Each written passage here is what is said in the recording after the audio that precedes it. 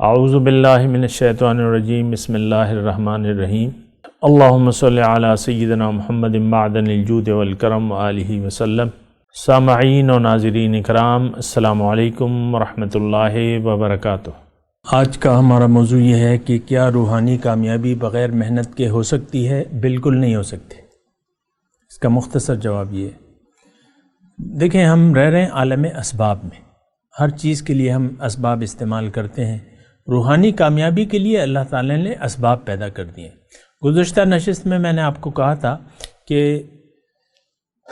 یعنی جو بنیادی نقطہ ہے روحانی کامیابی کے لیے، روحانی کامیابی کو اگر میں بدل دوں تو میں یہ کہوں گا کہ انسان کی کامیابی بغیر محنت کے ہو سکتی ہے کہ نہیں ہو سکتی؟ انسان کی کامیابی، تو جب انسان کی کامیابی کا میں تذکرہ کرتا ہوں تو یہ ہوتا ہے کہ بغیر محنت کے انسان کی کامیابی نہیں ہو سکتی۔ بغیر محنت کے کامیابی کا راز محنت ہے، یہ ایک بات نوٹ کر لیں، جد و جہد اور محنت۔ عربی میں ایک مقولہ ہے کہ من جد وجدہ، جس نے کوشش کی اس نے پایا۔ کوشش کے بغیر آپ کچھ نہیں کر سکتے، کچھ پا نہیں سکتے۔ یہ الگ بات ہے کہ دین کے راستے میں آپ جو محنت کریں گے، جو کوشش کریں گے، اس کا آپ کو زیادہ رسپانس ملے گا اللہ تعالیٰ کی طرف سے۔ یہ بات ذرا نوٹ کر لیں۔ اچھا، تو بہرحال میں آپ کو یہ کہہ رہا تھا کہ جد و جہد کے بغیر تو کوئی کام بھی نہیں ہو سکتا، اور جتنی بھی دنیا کے کام میں جد و جہد مختصر ہمیں کرنے کو کہا گیا ہے۔ ہمیں وہ حضور صلی اللہ علیہ وسلم کا فرمان ہے، یہ جمعے کے خطبے میں بھی یہ ہوتا ہے، الا ان النفس لن تموت حتی تستکمل رزقها فاتقوا اللہ واجملوا فی الطلب وتوکلوا علیہ، کہ انسان مر نہیں سکتا اس وقت تک جب تک یہ اپنا رزق دنیا میں پورا نہ کر لے۔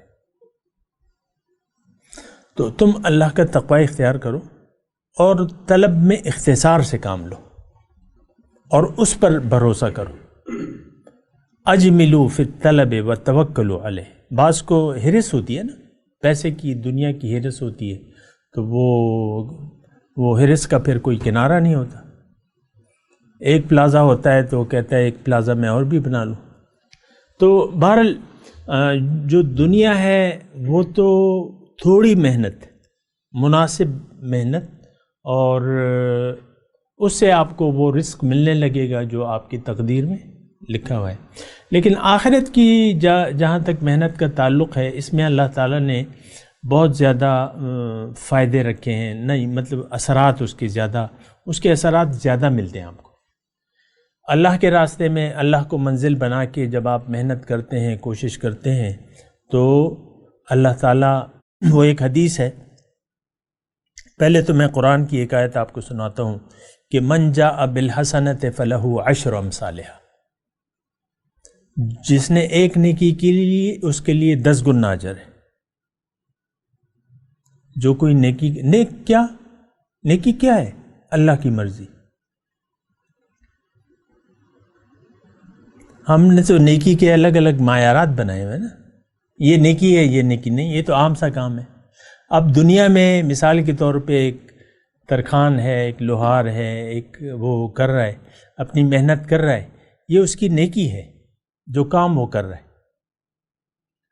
ایک ڈاکٹر اپنی خدمت کر رہا ہے، ڈاکٹری کر رہا ہے، انجینئر اپنا کام کر رہا ہے، یہ نیکیاں ہیں ساری۔ نیکی کیا ہے کہ آپ اللہ کے لیے زندگی گزاریں، وہ ساری زندگی نیکی بن جائے گی۔ آپ اللہ کو منزل بنا کے جب آپ زندگی گزارنا، اپنے فرائض منصبی ادا کرتے ہیں، وہ ساری نیکیاں ہیں۔ یہ بات نوٹ کر لیں۔ ہم تو بعض وقت کہتے ہیں یار تو کیا کریں، بس دکان بھی کرنی ہے، یہ بھی کرنا ہے، نہیں، وہ ساری نیکی ہے، وہ ساری عبادت ہے۔ ہم نے تو تقسیم کر دی ہے نا، یہ غلط ہے ذہنیت۔ ایک مزدور ہے، وہ سارا دن مزدوری کر رہا ہے، لیکن وہ اللہ کا بندہ ہے، تو ایک ایک اینٹ جو اٹھاتا ہے وہ نیکی ہے اس کی۔ مالک ایک نوکر ہے دکان میں، حضور صلی اللہ علیہ وسلم کا فرمان ہے کہ کہ ایک انسان جب اللہ کی اطاعت کرتا ہے اور اپنے مالک کا خیال رکھتا ہے، اس کے لیے دگنا اجر ہے۔ جو بھی آپ کا دنیا میں باس ہے، اس کا آپ خیال رکھتے ہیں، اس کے نفع کا، اس کا نقصان کا، تو اس کے لیے ڈبل اجر ہے۔ ایک طرف اللہ کی بھی وہ خیال رکھ رہا ہے، اللہ بھی منزل ہے اس کی، اللہ کے لیے زندگی گزار رہا ہے، اور پھر وہ مقامی جو کام کر رہا ہے، فرض منصبی۔ ہم نے تو یہ ایک مصیبت یہ ہے کہ ہم نے ہر کام میں تفریق پیدا کر دی ہے کہ یہ دنیا کے کام ہے اور یہ آخرت کے کام ہے۔ یہ بہت غلط تصور ہے۔ یا تو آپ دنیا کے ہیں، یا تو آپ دنیا کے لیے زندگی گزار رہے ہیں، یا آخرت کے لیے۔ آخرت اگر آپ کی منزل ہو گئی، دنیا کا آپ جو کام کر رہے ہیں اپنے رہنما کی رہنمائی میں، وہ ساری عبادت ہے۔ یہ اس کی میں تفصیل میں نہیں جاتا، لیکن وہ ساری عبادت ہے۔ بہرحال آج کا جو میرا موضوع ہے کہ روحانی کامیابی بغیر محنت کے ہو سکتی ہے۔ ایک تو بات نفی میں ہے کہ نہیں ہو سکتی۔ اب یہ ہے نا کہ کامیابی اور محنت کیا ہے؟ اصل میں جو مضمون ہے وہ یہ ہے کہ روحانی کامیابی کے لیے محنت کا مطلب کیا ہے؟ مطلب کیا ہے؟ مطلب اس کا بالکل واضح ہے۔ دیکھیں، میں نے آپ کو کہا ہے کہ اللہ تعالیٰ نے انسان کی فطرت میں آزادی رکھ دی ہے، یہ آزاد رہنا چاہتا ہے۔ بل یرید الانسان لیفجر امامہ، انسان یہ چاہتا ہے کہ آئندہ بھی نافرمانی کرتا رہے، اس پہ پکڑ، یعنی یہ کسی کی پابندی قبول کرنے کے لیے تیار نہیں ہوتا۔ لیفجر امامہ، امامہ کہتے ہیں آگے کو، اور لیفجر فجر و فسوق کو کہتے ہیں، یعنی نافرمانی کو کہتے ہیں۔ یرید الانسان لیفجر امامہ، اپنے آگے بھی یہ آزاد زندگی گزارتا رہے۔ آزاد زندگی کو میں نے نافرمانی کہا ہے۔ آزاد آپ رہنا چاہتے ہیں تو یہ تو نافرمانی ہے۔ دین آپ اللہ کے دین کے سامنے سر جھکانے کے لیے تیار نہیں ہے تو نافرمانی ہے۔ تو انسان یہ انسان کی نفسانی ایک کیفیت ہے کہ یہ چاہتا ہے کہ میں نافرمانی کرتا رہوں، آزاد زندگی گزارتا رہوں، لیکن اس آزادی میں اس کی تباہی ہے۔ یہ بات نوٹ کر لیں۔ اگر یہ آزاد رہنا چاہتا ہے، پابند نہیں ہونا چاہتا، تو پھر اس میں اس کی تباہی ہے۔ بعض اوقات آپ کو یعنی جو سالک ہے، اللہ کے جو راستے پر چلتے ہیں، ان لوگوں کو بعض اوقات ایسے خواب میں ایسا آتا ہے کہ لوگ آ گئے ہیں، کچھ لوگ ہیں اس کو زنجیروں میں باندھ رہے ہیں۔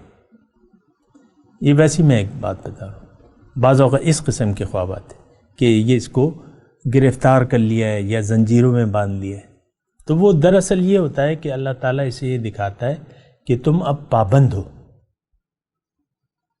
اب پابند ہو گئے ہو، تمہیں پابند کیا جاتا ہے۔ اسلام کیا ہے؟ پابندی ہے،